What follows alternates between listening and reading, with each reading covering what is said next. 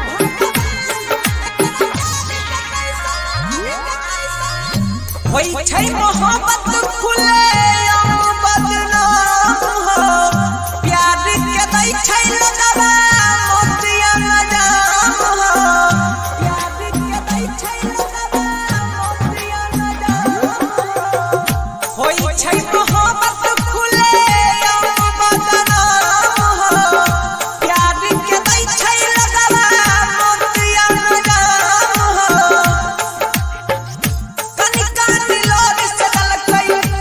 हंस के भेजा भगवान एकरा प्यार के कैसन दिल हो नतीजा भगवान एकरा प्यार के कैसन दिल हो नतीजा।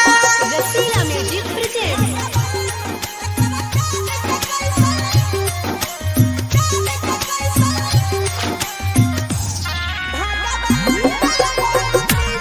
रसीला रिकॉर्डिंग स्टूडियो हसनपुर।